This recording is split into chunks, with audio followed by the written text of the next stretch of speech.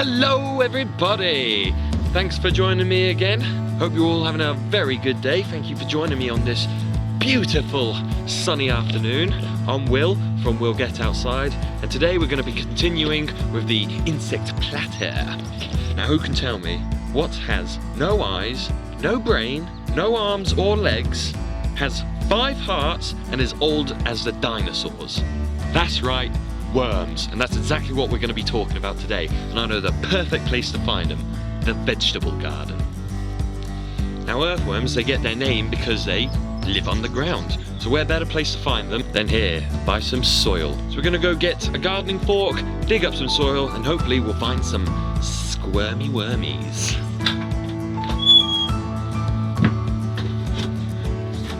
Let's do this. Now, there's over 6,000 different species of worm across the world. The one that we're looking for in the UK is commonly, is commonly referred to as the nightcrawler. The reason it gets this name is because the nightcrawler usually comes out to feed at night. Now worms have a very important role in the ecosystem. They create rich soil which allows plants, trees, vegetables and fruits to grow healthy, strong and bear the best vegetables and fruit. Now having no eyes means that the worm finds it very difficult to see. Instead, they have these things called receptor cells. And what these cells do is they tell the worm whenever they're too close to the light, which, as you can tell, why he's squirming so much is because he knows that he's too close to the light. Worms have teeny tiny hairs on, oh, there he goes!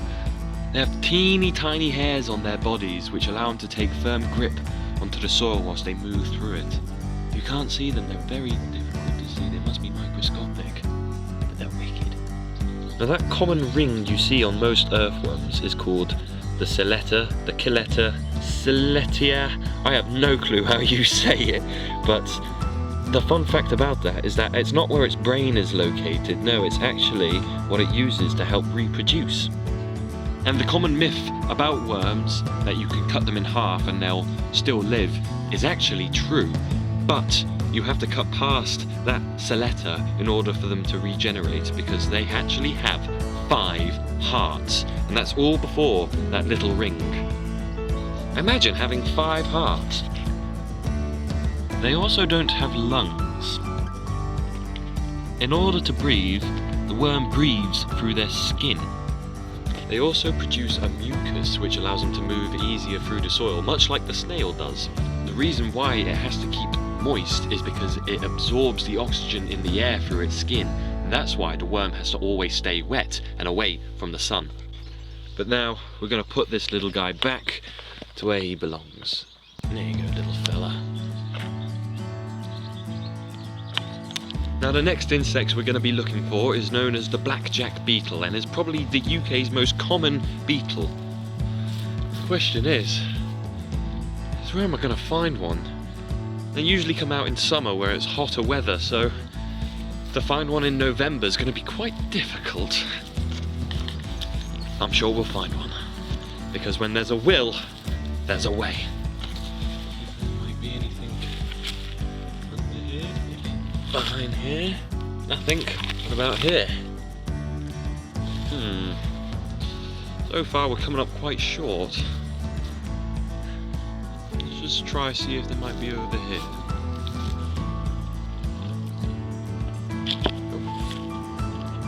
Oh, there's no beetle, but there's a woodlouse and a very, very scary looking spider. How about we just put your egg sacs back there, Missy? No problem with you today. Anything? Nope, just another spider. Why is it so hard to find a beetle?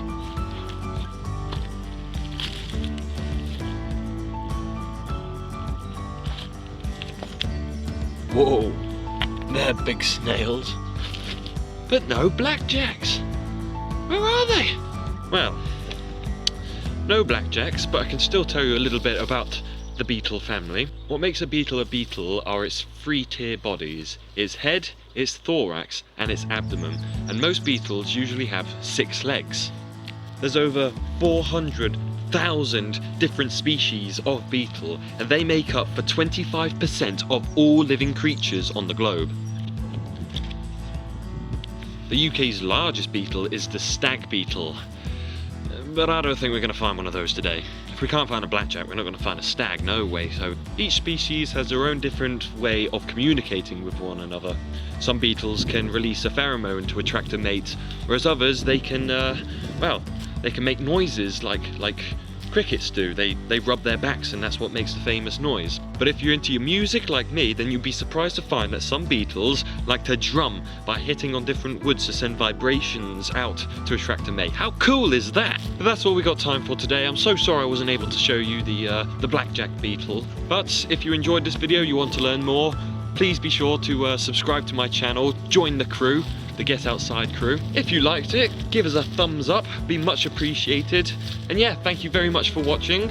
I've been Will, and remember, get outside. Take care guys, see you later.